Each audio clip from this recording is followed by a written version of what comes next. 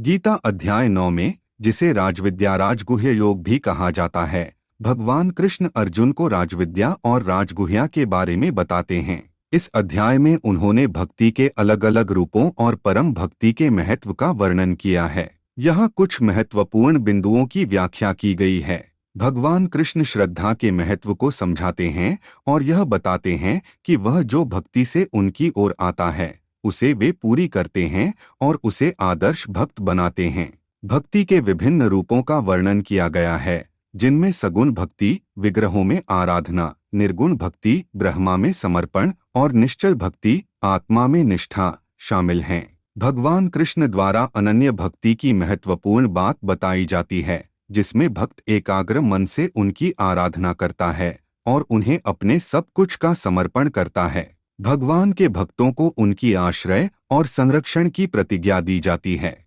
भगवान कहते हैं कि वे सदैव अपने भक्तों की संरक्षा करते हैं और उन्हें संसार से मुक्ति प्रदान करते हैं।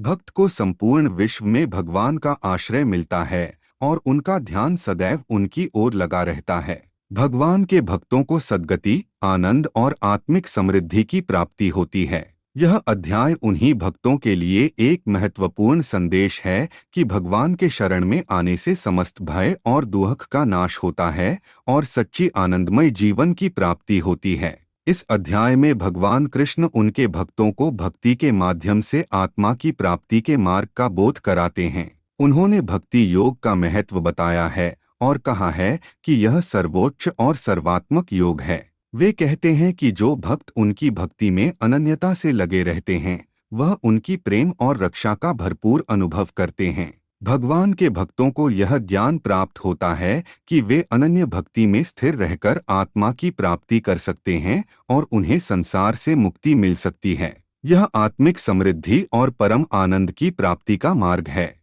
इस अध्याय का मुख्य संदेश है कि भगवान के भक्त को विश्वास और आस्था रखते हुए उनकी आश्रय लेना चाहिए, जिससे वह सांसारिक बंधनों से मुक्त हो सके और आध्यात्मिक प्रगति कर सके।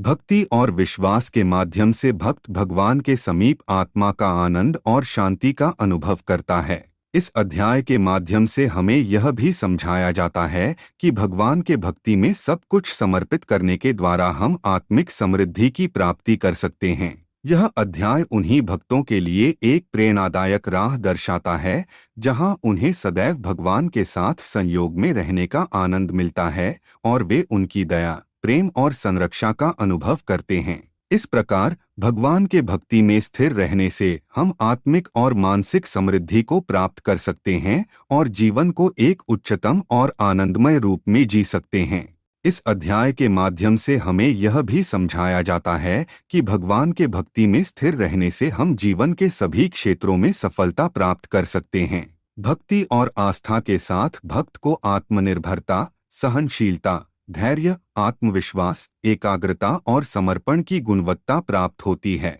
इन गुणों के साथ भक्त जीवन के विभिन्न पहलुओं में समर्थ होता है और उच्चतम महत्वपूर्ण लक्ष्यों को प्राप्त करने में सफलता प्राप्त करता है। इस अध्याय का महत्वपूर्ण संदेश है कि भक्ति के माध्यम से हम अपनी आत्मिक और आध्यात्मिक उन्नति को साधना कर सकते हैं। भगवान के साथ अनुभव किए जाने वाले संयोग के माध्यम से हम आत्मा की अनंत आनंदमयता और आत्मिक शांति को प्राप्त कर सकते हैं। इसलिए यदि हम विश्वास और आस्था के साथ भगवान के भक्ति में स्थिर रहें, तो हम सच्ची खुशियों और प्रगति के मार्ग पर चल सकते हैं।